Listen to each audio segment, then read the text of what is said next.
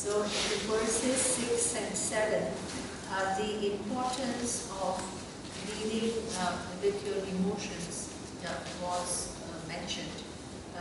Even though Atma is free, to really enjoy the freedom, one needs to free oneself of what certain things which we are holding on, certain confusion that we are holding at the level of mind. So I will just read 6 and 7. So the 6 I read yesterday. Yastu sarvani bhutani atmani eva anupashyati sarva bhuteshu cha atmanam tataha na vijigupsati. So the one who has shifted one's vision to what my true nature is, it's not just for the sake of an intellectual exercise that I really understand, but what is the person does not gets rid of hatred. Because the whole vision of the way you look at the world, it has changed. Yeah. Now the next verse also talked about, and we talked a lot about Atma is free, but if you have hatred, don't negate it. You need to look at the distortions and you need to correct it. Yeah. So, and that is what will make you the person who sees this reality. So, Yasmin, the next verse, verse 7, it says, Yasmin sarvani bhutani atma eva vijanataha tatra kaha mohaha kaha shokaha ekatvam anupashyataha. So he says, once you see, those who see ekatvam means oneness, then where is moha, where is delusion, and where is shoka, where is sadness. Okay, so that means this Atma, Yasmin Sarvani Bhutani, Atma Eva Vijanataha.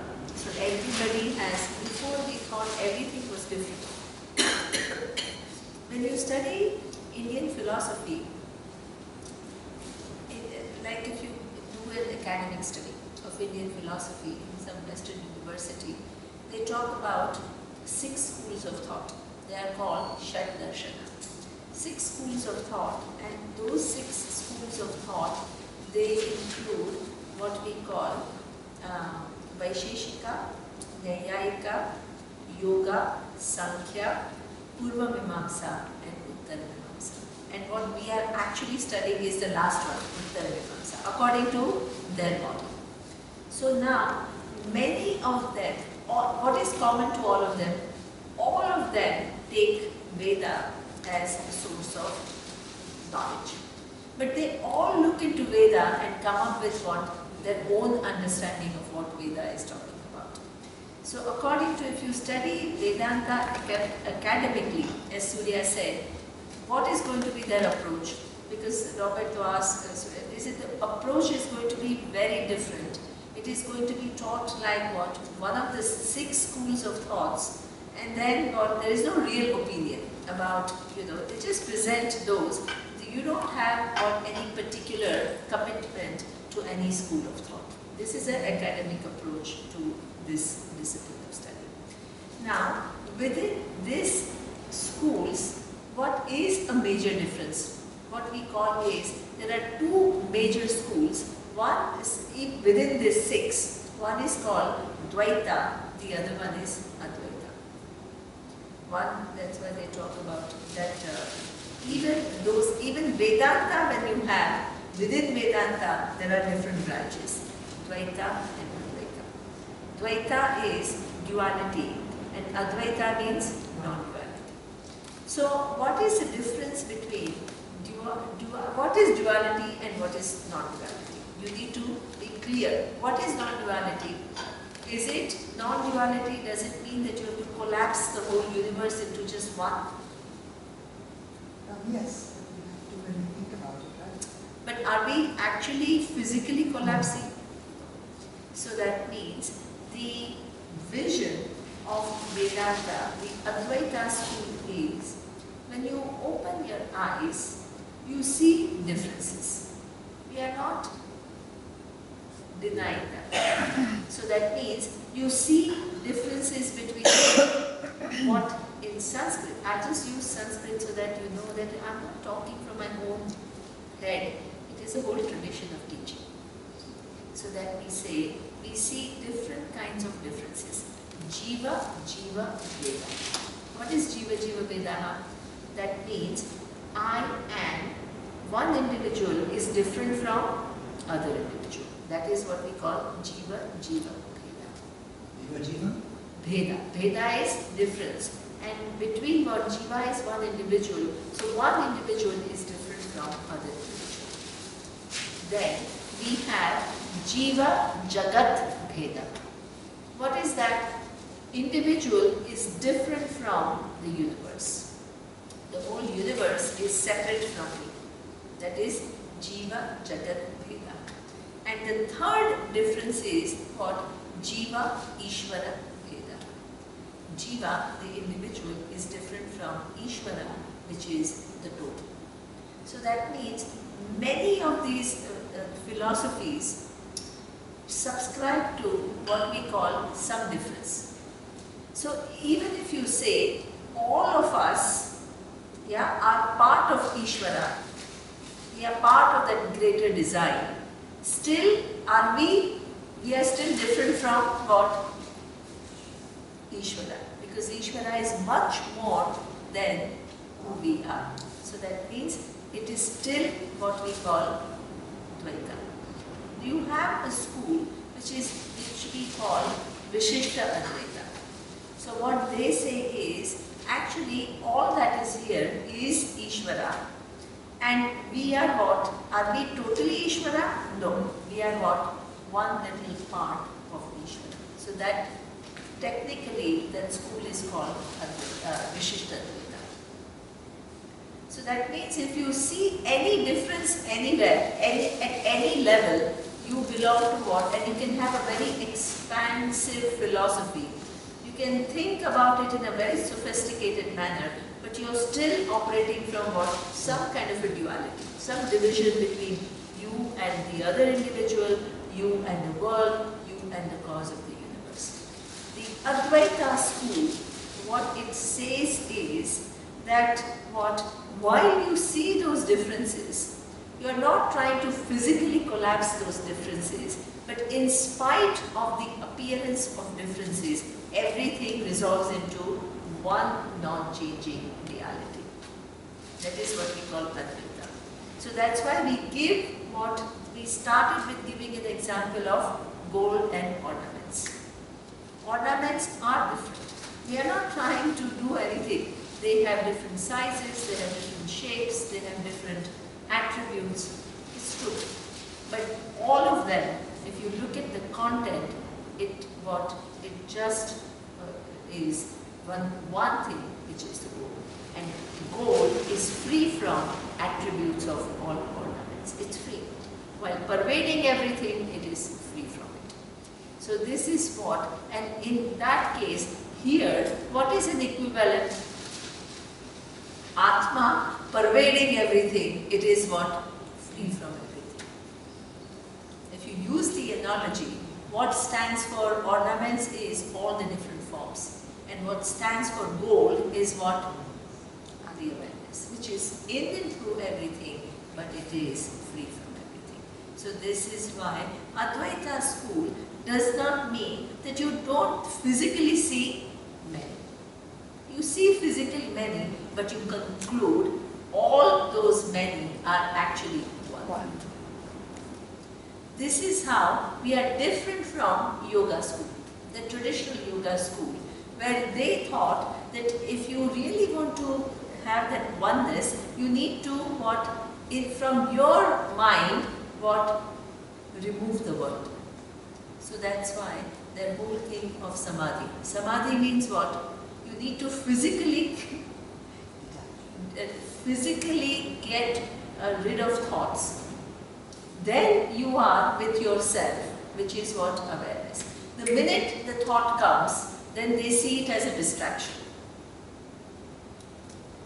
There is a very big difference. One is trying to physically resolve the thoughts and every duality in order to enjoy the true nature of Atma. What Vedanta does is what? Physically, in spite of seeing forms, you can still see what? Only oneness. We are not trying to manipulate the mind. We are not trying to manipulate the way the experiences. We are not looking for some extraordinary experience where everything will resolve and everything you will just see one. We are not trying to do any of that. So here, this is why our teacher used to say, we are reality. Reality people means we are not trying to manipulate anything.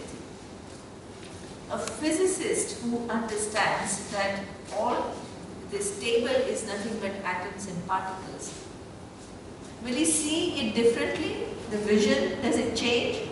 He sees exactly what we all see. Only thing has shifted is what? His understanding has reached what? Subtler levels to correspond to not his imagination but what is. That's why spirituality has no room for what? Imagination. It is all coming back to facts, coming back to facts. This is why even in your emotional growth, it is all based on what? Coming back to facts, staying with facts. Staying with facts. Because then only your mind is what? Actually developed enough to hold facts which are of a different dimension altogether.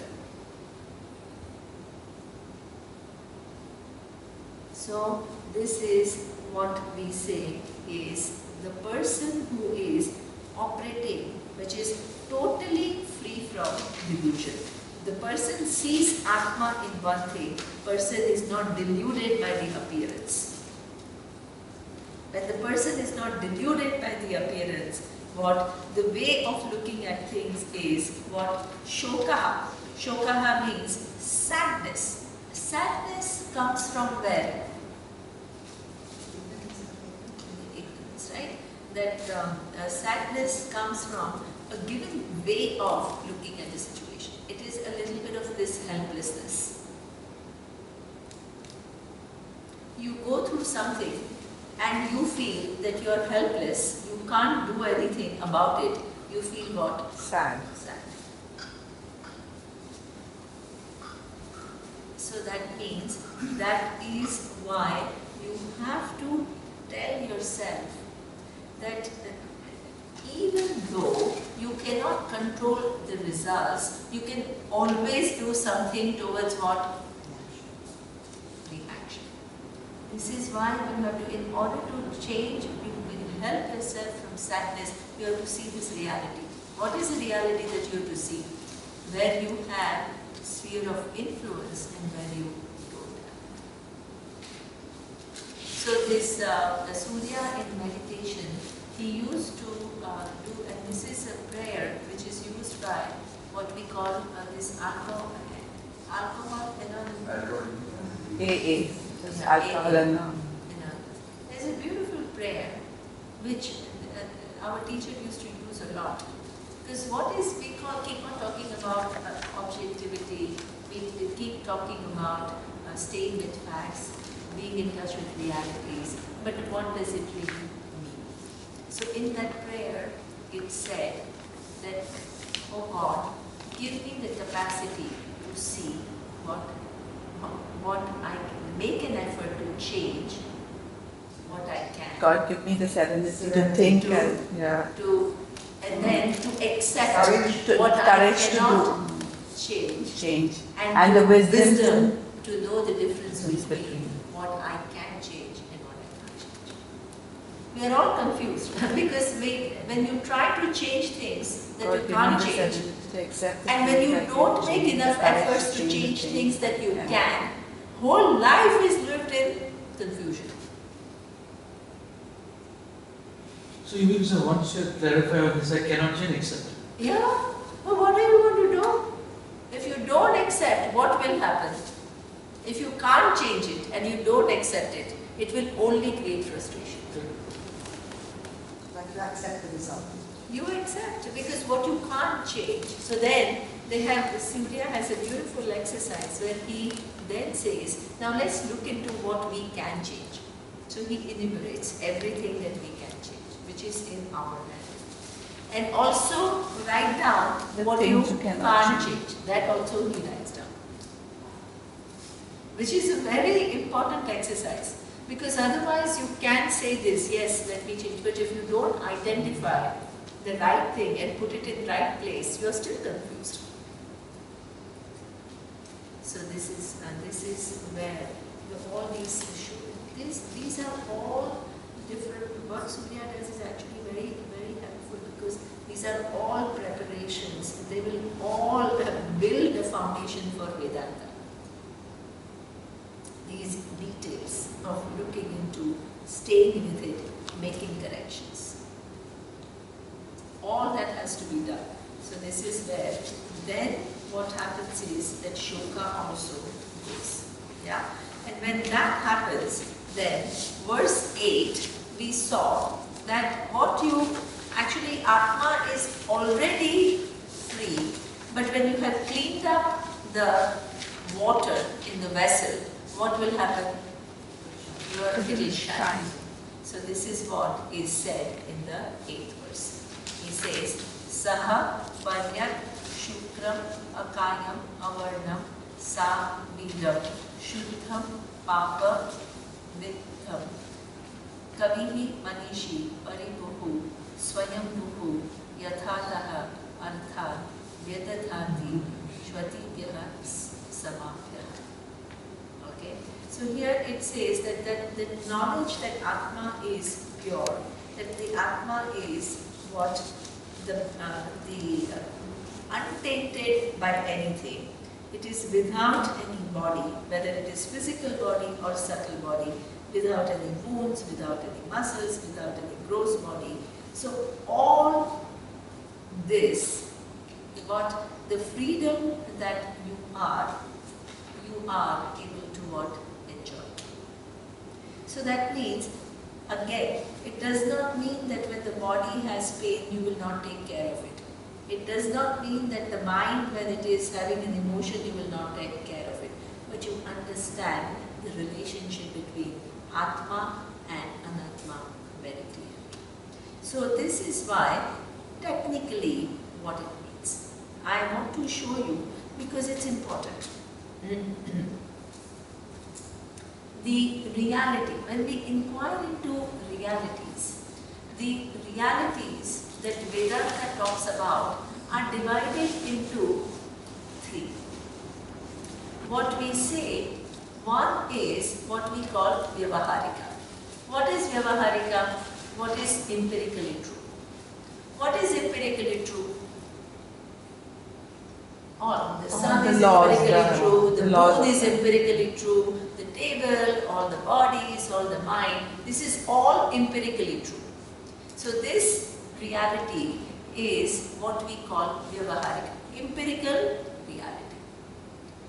Then when we interact with the world, not only we just see what is, we add what, as Viresh said, this is what, we add our own color to what we see. So this is what we call Pratibhasika. Pratibhasika. Pratibhasika means I don't see the empirical reality as it is, but I add my own little color to it. So that means is what we call subjectivity. That is actually, so what is empirical is what we generally understand to be objective, and what is subject, when you add your color, it becomes subjective. It is no longer what it is, you add something to it. Most of the time, before person comes to Vedanta, what is empirical seems like what? The absolute reality. Yeah? What is empirical seems like the absolute reality. What is your subjective opinion, that also seems like absolute reality. So that means you are unable to distinguish between realities. What is the third one? Excellent. Now, before you come to Vedanta, you operate only between what? Vyavaharika and Pratibhasika. empirical and subjective. What Vedanta does is what to add one more reality, and that reality is called Paramarthika reality. What is Paramarthika reality? The absolute reality. What is that absolute reality? That awareness which never undergoes change. So that is the nature of Atma. The real nature of Atma is not these changing forms, but it is what? That Chit, the awareness, which never undergoes any change, and that being your true nature. So it increases what? The infrastructure from where we operate.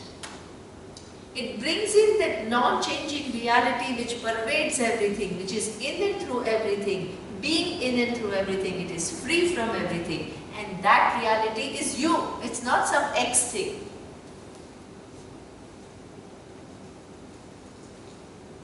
It is available in your mind as self-evident time, because of which you see everything that is changing. And then Ishvara helps us to see that. Exactly. So that means in that absolute reality, then there is what? To take you there, there is this whole analysis, there is understanding of Ishvara. So that means the whole thing is a leading. If I just make the statement, everything is one and you are free, it will not do anything. It will not change anything, because you will just buy some concept which is floating in the air.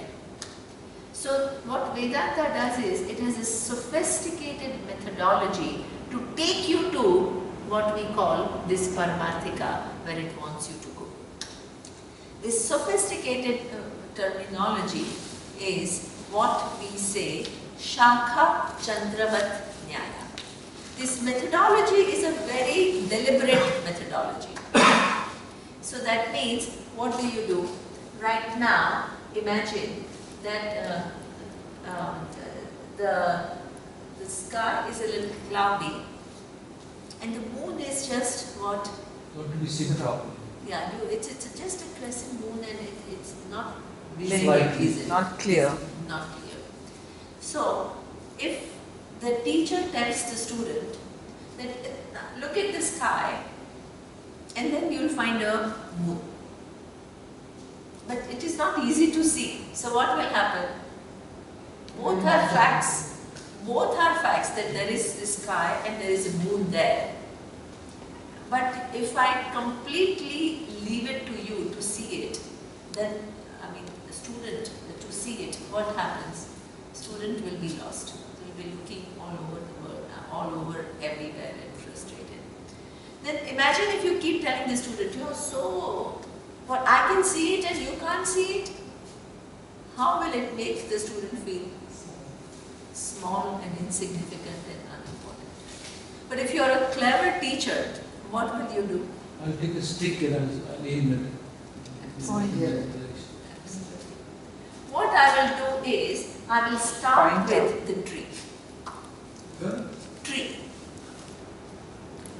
The coconut tree. The coconut tree over there. So that is something which is easy to Identify. Then the coconut tree has so many different branches. So now if the moon is over there, I will say, look at the fifth branch. Fifth branch.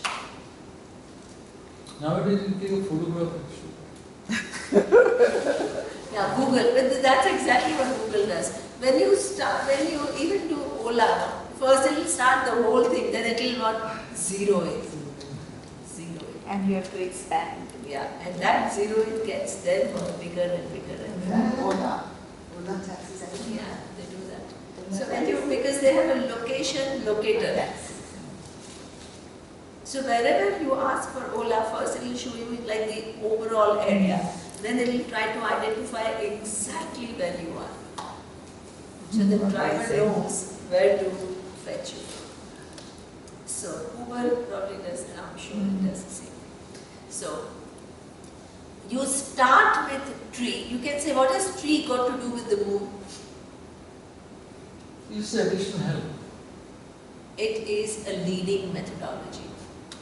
Leading methodology means you to follow everything. While the teacher is leading you and you don't listen to the teacher and you're just busy trying to see the room, what will happen? You get lost. You will not get there. So that means you have to follow the methodology. You have to first see the tree, then you have to see the fifth branch, then you have to say, okay, now you go approximately, just look up straight, and even then you may not find the moon. Then he said, okay, now go little bit to the left. Then what happens? Yeah, I see it. So you have to follow you whatever it is. So that means you have to follow the teaching. They are doing that. Yeah, I see. How you can't get it off your mind. It keeps running through your mind. That is lovely. You can't get rid of it. It's true. The impact of the teaching is so profound. Even if you want, you can't get rid of it. It's awareness working.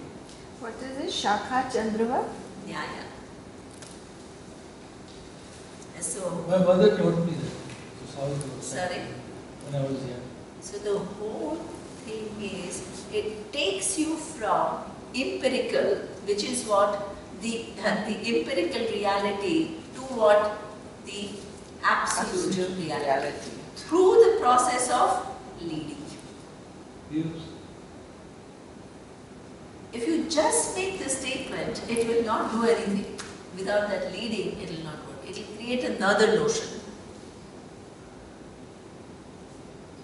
So in that leading, Ishvara comes. In that leading, all this discussion comes. Everything comes. Sthula body comes, Sukshma body comes, everything comes. Laws come, everything leading. So therefore, and you have to follow and you have to make shifts. So now, when a person is a wise person, what happens? The person has one more perspective to reality. What is that perspective to reality? The Paramarthika. So, to the infrastructure that we generally have, which moves between what? Empirical to subjective. And sometimes even being confused by what is empirical and what is subjective, you have moved to what? Absolutely. The absolute. When you move to the absolute, is it negated totally? No. It gets its own place, which is what? It is empirical. It is not totally true and it is not totally false. It has that in-between reality. The whole world has that in-between reality. You can't ignore it. You can't bypass it. So therefore, it makes you not only see the Paramarthika, it makes you what? Recognize the empirical. And what happens to the subjective? It also makes you distinguish between what you thought everything was empirical. It says, in what you think is empirical, there is something which is what? Subjective, and something is empirical. So now, what it makes you do is to see the third category, which is what? Subjective. And it also helps you to what? Correct it. So that means, if you have used Vedanta appropriately, at any given point in time, it is not that you will operate only from Paramarthika. That is a mistake that people make. You will be totally transparent about what? The order of realities. And what is what? You will not what? Shift. So what does it mean? There is a very nice, because when you don't understand the vision of oneness accurately, there can be confusion. So our teacher used to tell a story.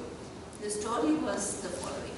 There was a king and he had two advisors, two philosophers. So the one philosopher was what? Talking about Advaita, non-duality, everything being one. the other philosopher was talking about Advaita. There is always, he thought that there is some distinction between you and everything else. So now the king was very inspired during this Advaita class, because it made him see everything so differently. So he was very engaged. But in the Advaita class, the duality class, he was falling asleep. Why? Because you open your eyes and you see duality. Why do you need philosophy? You don't need philosophy to reinforce that everything is different from you. That you already know. So therefore, he used to get bored in that class. So now the Advaita teacher, the duality teacher, was very jealous of the Advaita teacher. That the king sleeps in my class and is so engaged in this class of that other philosopher. So he says, now let me find a catch. Let me bring him down. So then, once the king is going to the jungle for hunting. So the king is going, and while they were traveling, the Advaita, the non-duality philosopher, he sees a lion.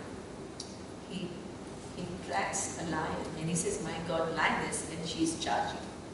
So then he immediately tells the king that, hey, there is this lion which is coming towards us. So what does the king do? He immediately retreats and he finds a safe shelter. Now because that happened, then what the Advaita philosopher even rose above in his self-esteem, because he saved his life. Yeah, because he detected and he was able to retreat and he saved. So now the other man, the duality professor, is even more jealous. Then he says, okay, now I found a catch. What is his catch? The catch is, he goes to the king. And the king was so happy. He says, you know, this other professor, he saved my life today. I'm so grateful to him. And he says, what? Did you not think about something? And the king said, what? I only think that he saved my life. What else? Then the other person says, you know what? He's talking about what?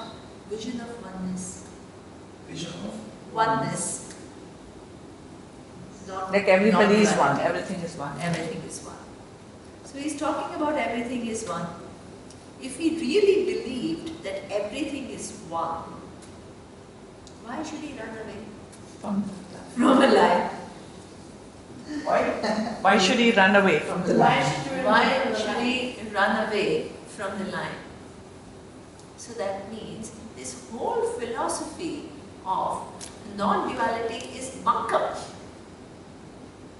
It's just a play of mind. You're just trying to convince yourself that everything is one, but actually nobody can live like that. So the king said, oh my God, I never thought about things like this. I never really, I only was grateful and all. And now this is true, that this guy is telling me stories and he's getting away with it. So he immediately calls what? The other professor. Advaita professor. And he's angry. He says, you've been fooling me all this while. You are talking about non-duality, you're talking about oneness, you're talking about everything being one.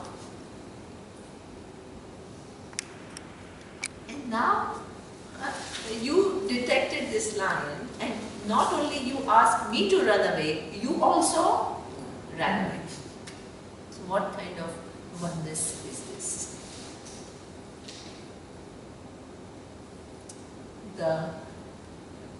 This is a story. So then the Advaita philosopher, he laughed.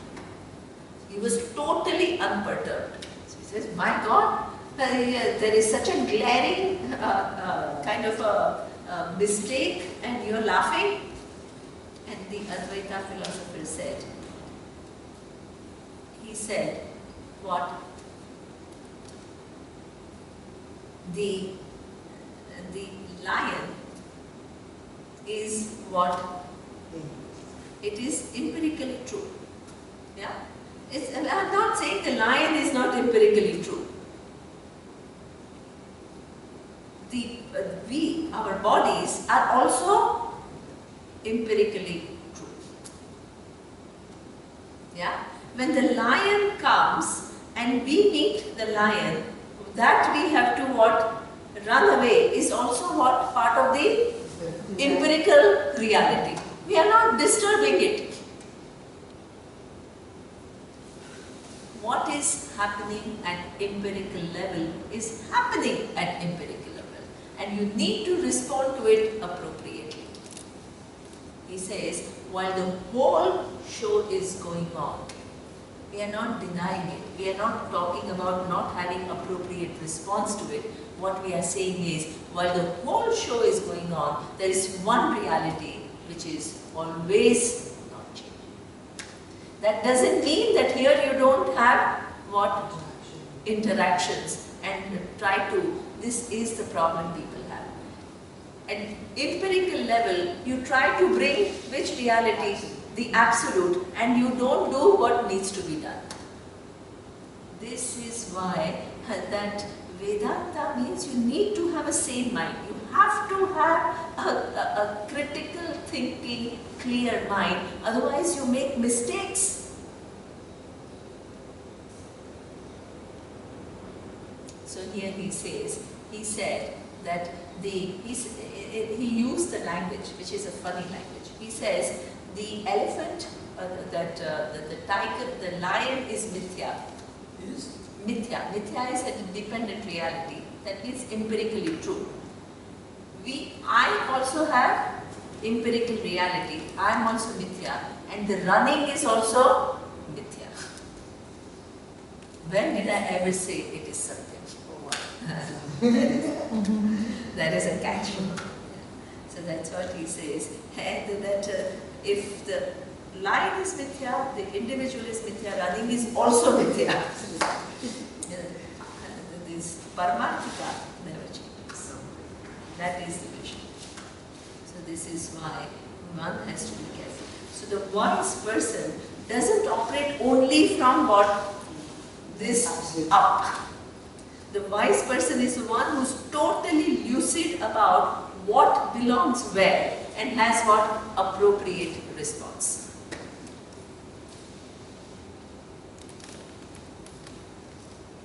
So that means what is implied is, our teacher used to say, he was such a genius, I tell you, it's just amazing how brilliant he was. So he said that generally our problem is what is subjective, we take it as reality. If we take what is subjective as reality, we are deluded. But if you identify subjective as subjective, it becomes what? Objective. You are no longer deluded. Because the minute you identify it as subjective, then what will you do? You will respond and you will change it. Most of our problems are what is subjective, we don't even identify as subjective. It seems like objective to us. This is the problem. So therefore, a wise person is not that the wise person will never be subjective again.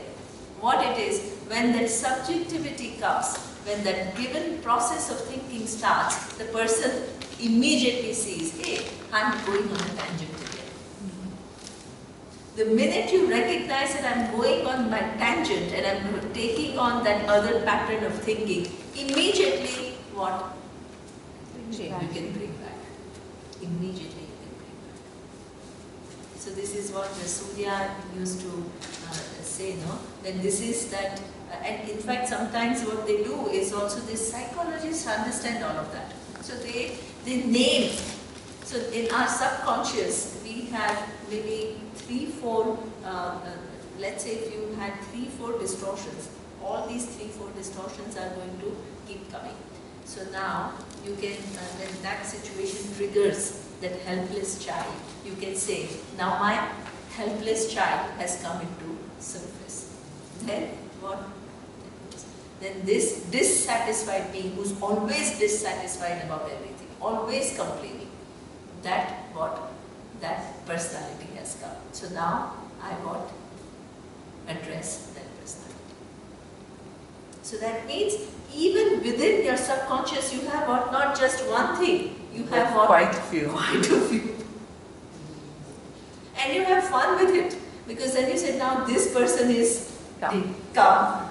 So you yourself what? Recognize it. Recognize, and you gently, you say, okay, now this way I have to, but gently, without self-judgment, you just have to say, hey, now this child, now it's okay, this is just this child crying out for attention and this, now that is fine, but you're not going to act like that.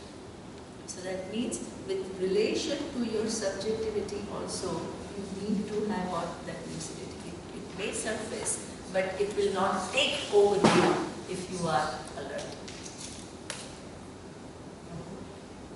This is how the wise person is. Totally lucid. Is not mixing up about what? Levels of reality. 3 realities. Paramarthika, Vyavaharika and Pratibhasika. Able to distinguish and address. So that is what we say, a wise person living with Can clarity. you define again the absolute reality, the Paramarthika? The Paramarthika is when through the process of leading, I showed you that the whole world, every form, collapses first into Ishvara, the intelligence. And that intelligence also collapses into awareness. So that is the absolute reality.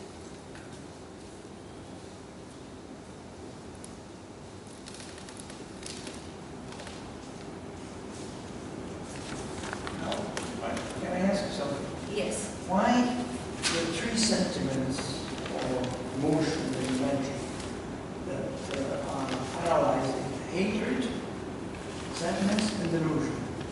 What about the other, joy, love, others? Yeah. Why? So that means, because see, as I told you, our real nature is what? So for example, I told you that empathy. Empathy means a human program is such that if you don't have distortions, you will pick up what? The pain of the other person. And by picking up the other person, you also do something to elevate the pain. So that means if you have not done the distortions, this is how you will behave. What makes us not do something are all these things. So that means by releasing all this, you will naturally be loving. You will be naturally compassionate. You will be naturally be caring, sensitive. So this is why these things are talked about. It's such a tough thing to do, huh? Not pull out. Does someone naturally come out? I think we have to be alert, because see, how sometimes people say, how do I even know what all is lying in my subconscious? How will you know? Because if you really look at Vedanta, what all these subconscious and before that what samskaras in other lifetimes, there is such a huge big chunk. When will you fathom the whole thing? So what we say is, you don't need to worry about what everything that is lying there. When the situations arise and you are thrown off, that gives you what? An insight into what you are carrying. So that means that you correct. So as you live your life, you don't need to wait to find out what is in your subconscious. The life situations and life experiences where it will give you insight into your own being. Something will upset you, something will put you in a mode. Basically, our responses will tell us. Exactly. And if you're alert to In how fact, you're responding. Absolutely. the response that you have to that situation is your indicator of whether something is aligned or it is misaligned. Yeah. And if it is misaligned, you recognize it and you put it back in line. You don't worry about what all is there, you don't know. And you don't need to know also everything all at the same time.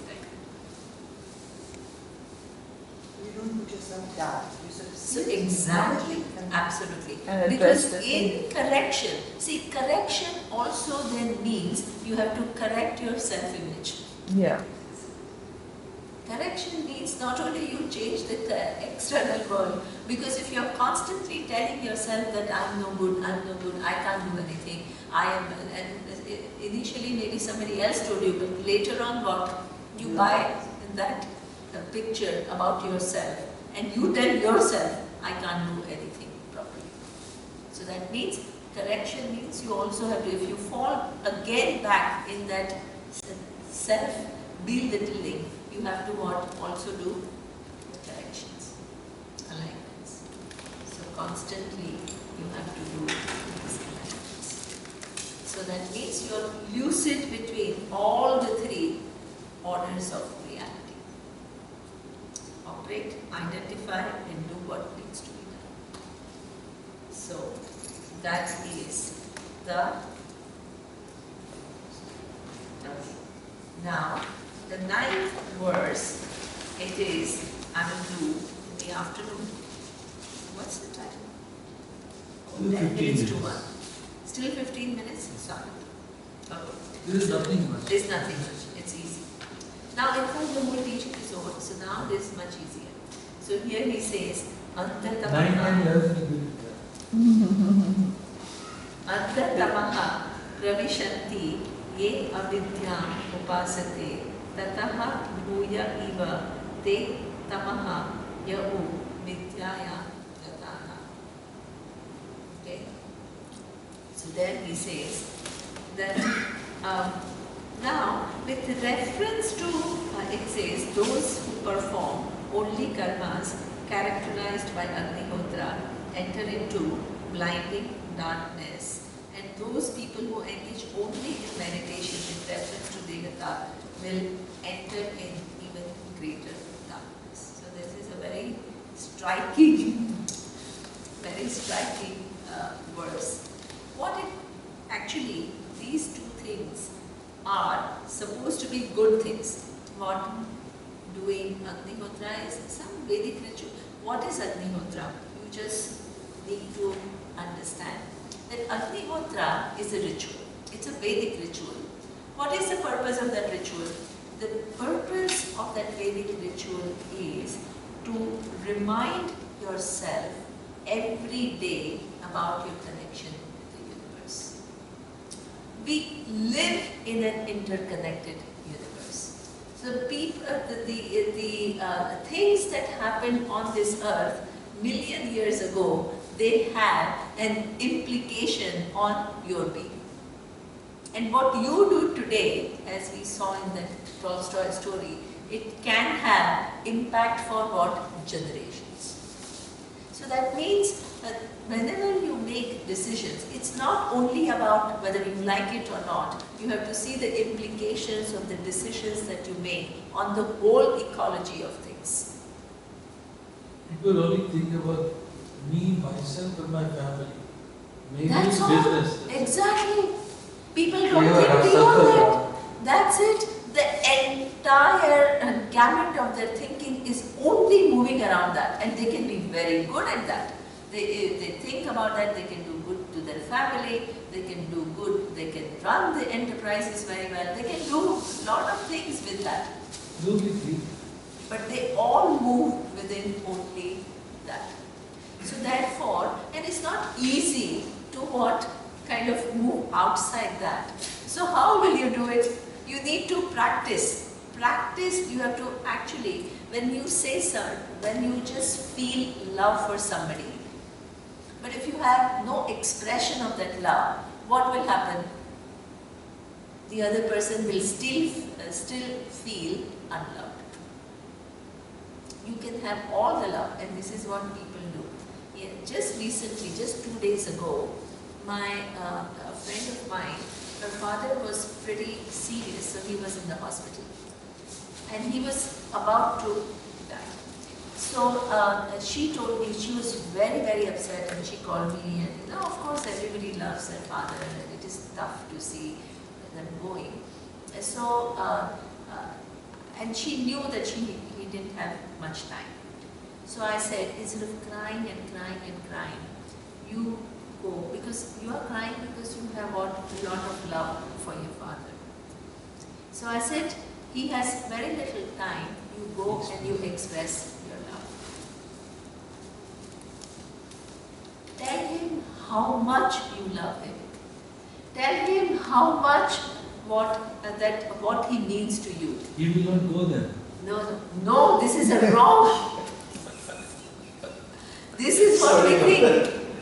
This is what we think. You need a closure. Yeah. You will have a Everybody needs a peaceful. closure. I'm just joking. I'm serious. And then what happened?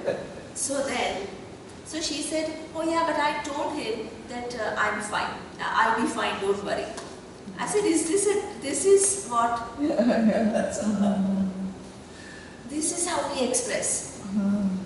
We don't know how to express our real emotions. This is I told you how to express the emotion and how to receive also. Yeah, How how to to receive give. also, exactly.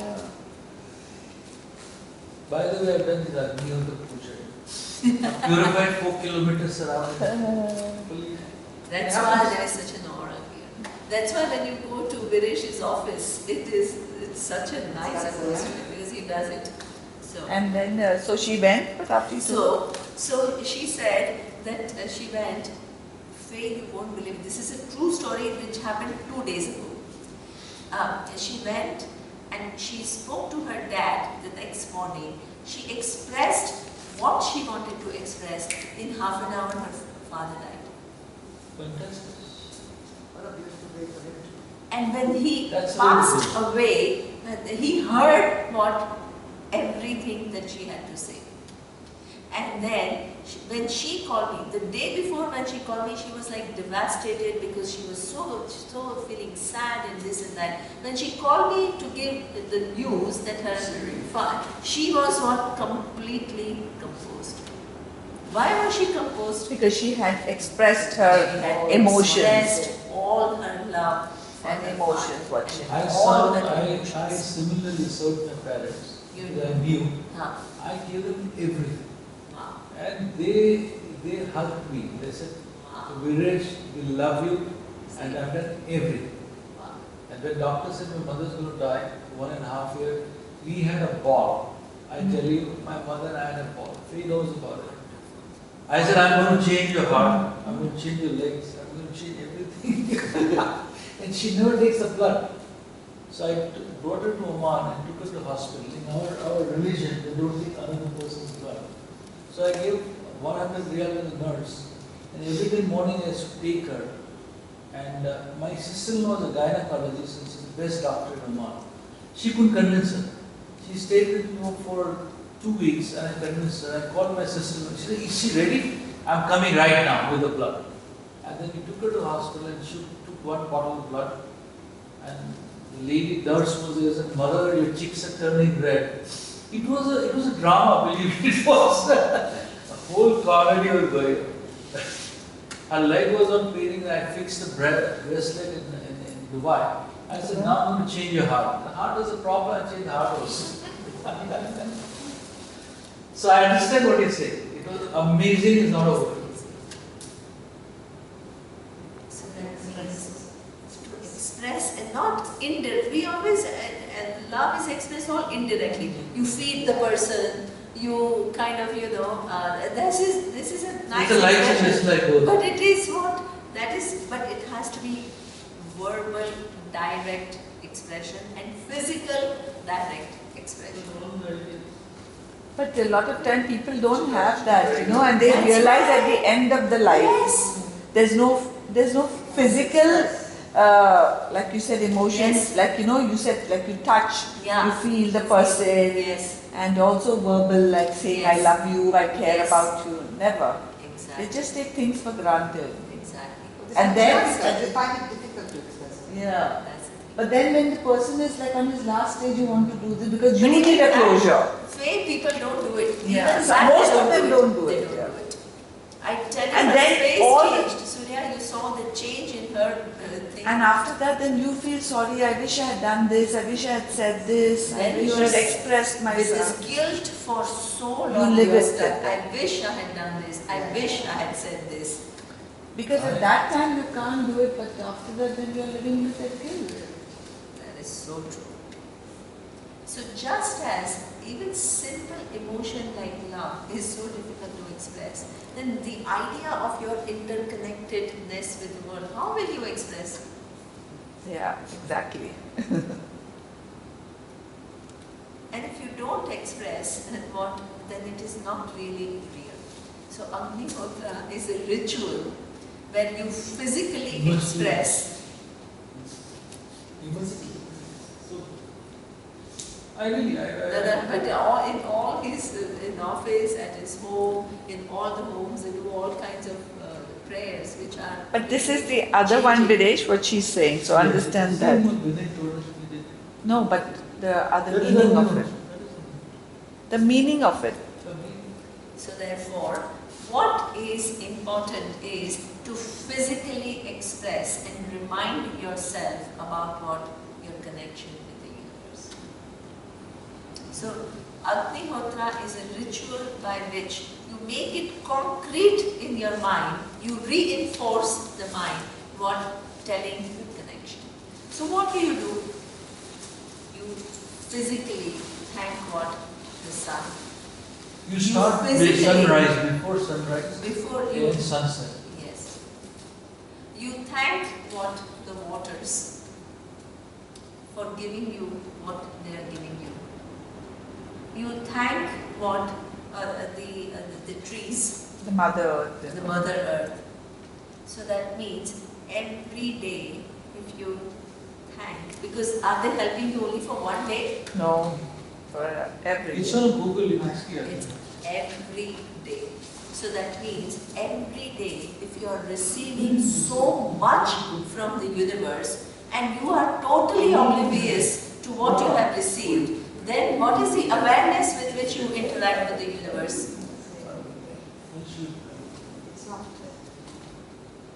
So that means when you receive so much, imagine if somebody gives you a gift and then another gift and then another gift and you don't even acknowledge it. They're so dangerous doing to us, doing everything. So that means you have to, if you want to change, the change is what you understand here, it has to translate into what? Physical Action. If it is not translating into physical action, there is not total integration. For that whole process of integration to happen, you need to physicalize it. It's not enough for people to just think in the mind. But in today's world, my friend was telling me, he said, whenever he comes home and expresses love to his wife, the wife said, when will go to Singapore? Really? So when we go to Singapore, I don't name him, but it's close to the party. He said, my wife doesn't know how to receive the emotions. That's a joke he just said. It's like when you're traveling, like you say some. That's not a note to be made of. that's true. That is his side. That is his side of it. This is comedy. Life is a comedy. I tell you. That's true. Once you understand it. But that is, that receiving love is also what you say is, in a way, it's true. You It's not can't easy. give love straight away. You should see the person whether she's capable to receive it. Otherwise, you see cobra, you say, I will fondle with cobra. You say, I love cobra's color. But, so that means we have to learn to what? Express our love and also what? Receive love. This is American Express who just like this. So, receiving love, what does it mean to learn to? Just think about it, because it sounds really nice, but what does it concretely mean to receive love? What would you do things differently?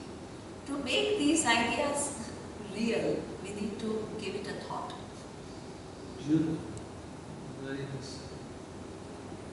So how? Love is the only solution. There's no other solution. Yeah. How will you first of all even know? Let me ask you. How do you know right now whether you are able to receive love or not? Because If somebody gives you love, you should respond. first you have to whatever. love yourself. Yeah.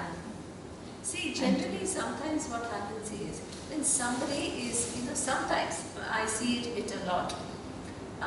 When I do it very genuinely, it's nothing to do with, pleasing somebody. But when I like something about somebody, I see it. Yeah. It's not to flatter anybody, it is not to please anybody, but we don't say enough what we like. We say a lot about what we don't like, but we don't say enough Correct. about what we like. Yeah. So that means, imagine if I'm expressing something which I really feel, that you are, let's say, thinking good or whatever. When I say it, instead of listening to it, the person immediately says, no. Yeah. But that's what society does too. Yeah. No, but before you can even hear that person, or they I go. don't think society is that feeling of being inadequate, which doesn't do. Sorry? The feeling of inadequacy. We are also conditioned by Exactly. So that means you are not even letting me Express. what all I think about you. Who's stopping it? Yourself. You're stopping it because you have to ask yourself, why am I stopping it? You have to ask yourself, is it because I don't believe in myself? Because my own self-image about me is so poor? Or what?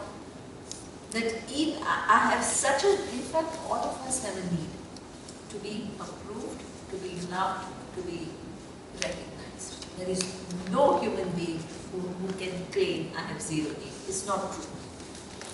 But who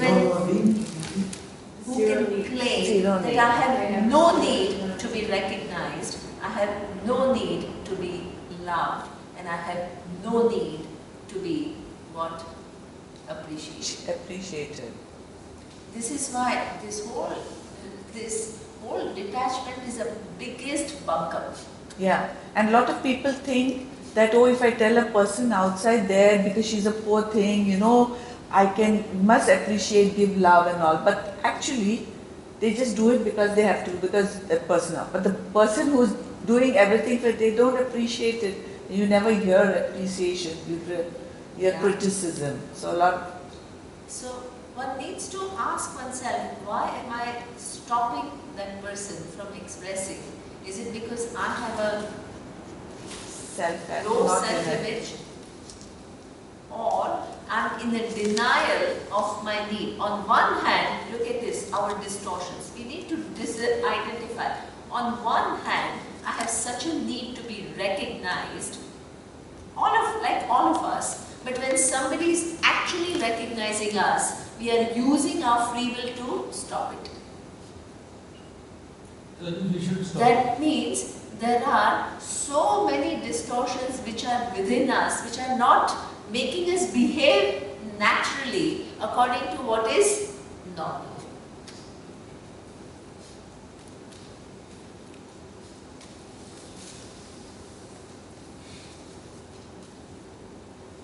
It is just, you begin to stay with yourself, and it's like an amazing thing. The very thing that you want, when that thing happens to you, And you you're stop stopping. it. No, Baba, don't say this to me. Yeah, don't, no. That No, happens it's to fine, so yeah. many people. Oh, no. What? No. If I was flattering, yes, but I don't have any need to flatter anyone. Why should I? From today onwards, we'll speak. So if I'm praising you, then you have to listen. Because actually you want recognition. Everybody wants recognition.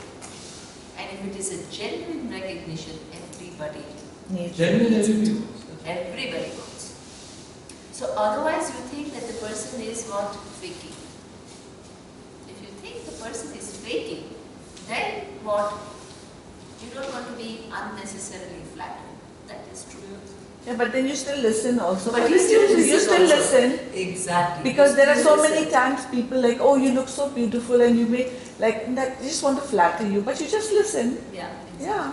So you don't need to start thinking I'm the Miss Universe because 5 people have come and said You look very nice. Yeah, exactly. So that is a problem. But when they are just expressing you're looking nice, just say yes because that's what And if you think that this person is just Flattering just doesn't matter. You break. So therefore, this this Agnihotra is all about what? Expression of what we understand and what we feel and the acting out what is what here. That gives you an opportunity. So a lot of people tell me, oh, I'm not into ritual. As though rituals are some very inferior things. And I'm only into philosophy. This kind of a divide is very unhealthy. Why? Because rituals are not bad. Please take out in your mind that the rituals are bad. Rituals are an expression of what you understand about life. So if you understand differently about life, you will express what? Differently. It gives you different venues to express yourself differently. Every act of yours is mostly only for self-gratification. That ritual gives you an opportunity to express yourself differently, where it makes you see your connection with the universe. What is bad about that ritual? What is bad? Nothing is just an expression. It is just a very gratitude profound to expression. Yeah. It's a very profound expression which will make the changes which are necessary for you to live differently.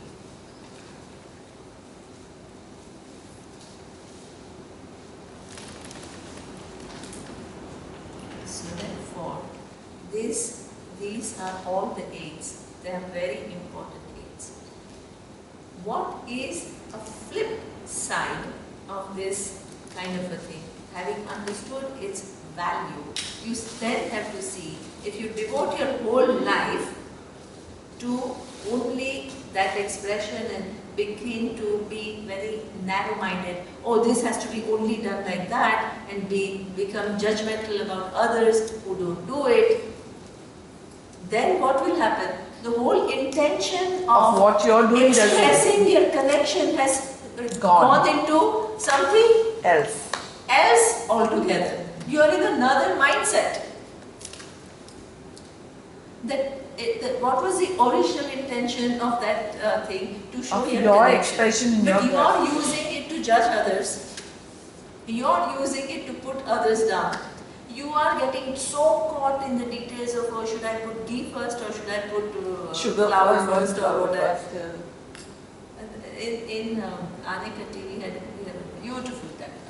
And in that beautiful temple there are South Indians who are full of rules about what to do in the temple, what you can't do in the temple, where you have to face, where you don't have to face. So that means there are, all of us, because we are studying Vedanta, we have a huge connection with the Ishvara. So we all go to temple not because somebody is asking us to go, but to express our connection with Ishvara. Now those South Indians will watch everyone. And they'll come and invariably correct you. They said, no, don't stand here, stand there. And then put this like that. And then put like this. Yeah. So therefore, I very politely one day said, I'm not coming and telling you what you should do and what you should not do. So you please also leave me alone and let me do what if you don't want to do that, you don't do it. I'm not. But don't cross a certain line. So that means the very ritual which is meant to express your connection, it gets distorted. But when it gets distorted, do you give it up? No. No. What do? You bring back Bring back. the real meaning and you do it. Because it has a huge value. Not to anybody else, to you. Because you have to learn to operate differently. And unless you reinforce that knowledge with the appropriate corresponding actions, it will only remain ideas. You will never change. Transformation means it has to percolate. Your understanding has to change, your attitudes have to change, your behaviors have to change, your actions have to change. Everything has to change. And that ritual is one aid in that whole process. Yeah, it is concretizing what I understand through an action. Then that becomes firmer and firmer. Then that becomes the basis of my interaction. So therefore, this Agnihotra itself has a huge value. But if you don't see the right thing, then that very thing will take you on a tangent. They play some mantra also, Om, Murti, Yeah. It prepares you for death also, right? It is. At Yeah. the same time. That also. There is that Because if you mantra keep and doing it prepares you. So you are There is not a- fearful at the end. There is a nice mantra, which actually, by the way, we gave to this girl whose father was passing away. So there is this, what we call Mahamrityunjaya And make mantra. that. So that if we have time, I will explain to you the meaning, what we are praying. But that's okay. So that is what is said here. Om